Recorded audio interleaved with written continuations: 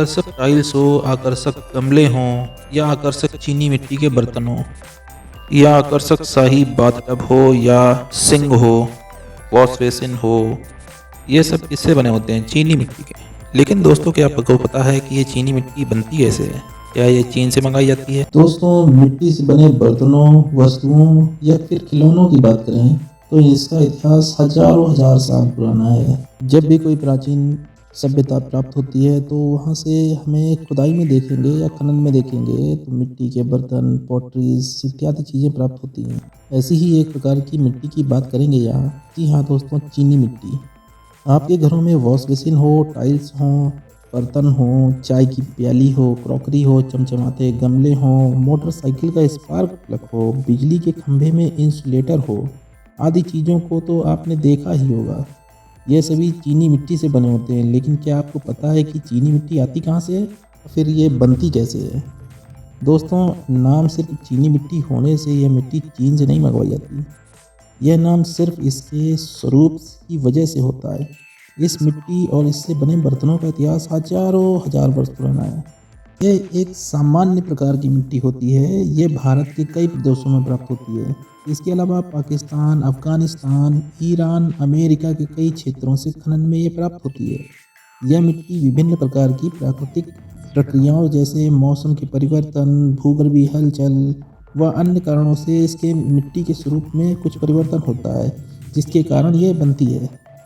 अब इन परिवर्तनों के कारण रेगिस्तानी मिट्टी, नदी की रेत की मिट्टी, समुद्री रेत या किनारों में जो चिकनी गीली गाद होती है, वो इस प्रकार की मिट्टी के स्वरूप ही हैं।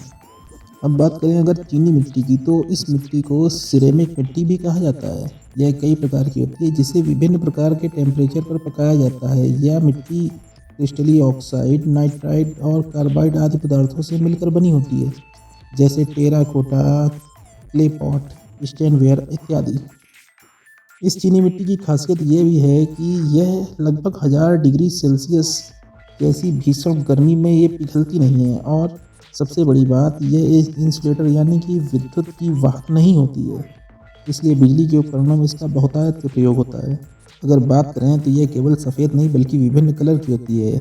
अच्छा, ये जो कलर होते हैं, यह कलर धातुओं के जो विभिन्न ऑक्साइड होते हैं वो इस मिट्टी में मिलाने से, जैसे पीला है, भूरा है, गुलाबी रंग है, ये सभी ऑक्साइडों के मिलाने से होते हैं। यह मिट्टी जब खदानों से निकाली जाती है तो इसका सबसे पहले सफ़ेद पाउडर बनाया जाता है। इसके बाद अन्य प्रक्रियाओं से गुजरकर यह विभिन्न प्रकार के निर्माण के लिए उपयोगी होती है।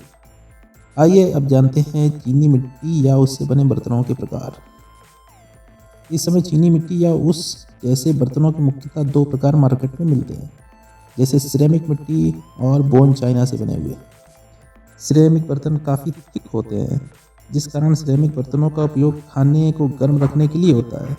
इसलिए यह खाना गर्म रखने के लिए ज़्यादातर रेस्टोरेंट या होटलों में इसका प्रयोग होता है। सर्व करने में काफ़ी आसान होता है और स्वास्थ्य के लिए भी नुकसानदायक नहीं होता है। सिरेमिक मिट्टी से बने जो बर्तन होते हैं, ये अपने वजन का केवल 0 से 1% पानी ही सोखते हैं। स्टोनवेयर भी ठीक है, क्योंकि यह लगभग 2 से 5% पानी ही सोखता है। हालांकि यह विभिन्न प्रकार हो सकता है। अब बात करें बोन चाइना की। नाम से ही आप समझ गए होंगे कि यह किस तरह का बर्तन होगा। शुद्ध शाकाहारियों के लिए यह पसंदीदा बिल्कुल भी नहीं होगा, क्योंकि इसमें हड्डियों की राख का प्रयोग किया जाता है, जिसका लगभग प्रतिशत 30 से 35% तक हो सकता है। प्रकार की मिट्टी ही है, बस इसमें हड्डियों की राख या एस। चाइना के बर्तन बनाने में हड्डियों की राख, जिसका प्रतिशत लगभग 30 से 35 या 40% तक हो सकता है, वो सिर्फ चमक के लिए भी होता है। में हड्डियों की राख के अलावा सल्फर, काइलिन, क्ले और क्वार्ट्ज जैसे विभिन्न प्रकार के पदार्थों का प्रयोग होता है, और साथ में कई मिट्टियों का प्रयोग करके लगभग 1200 डिग्री सेल्सियस तक बेक किया जाता है कि इसे गर्म किया जाता है। इस तरह के बर्तनों का निर्माण और प्रयोग चीन से माना गया है। इसकी थिकनेस कम और चमक ज़्यादा होती है। इस कारण से ये संभ्रांत लोगों के लिए काफ़ी पॉपुलर है। इस कारण से संभ्रांत परिवारों में इसका प्रयोग बहुतायत से होता है। तो दोस्तों, ये थे सामाजिक परिप्रेक्ष्य में हमारी चीनी मिट्टी के उपकरण और कैसे बनती है इसका प्रयोग। तो दोस्तों, मिलते हैं अगली सेगमेंट में। किसी नए टॉपिक के साथ। धन्यवाद, नमस्कार।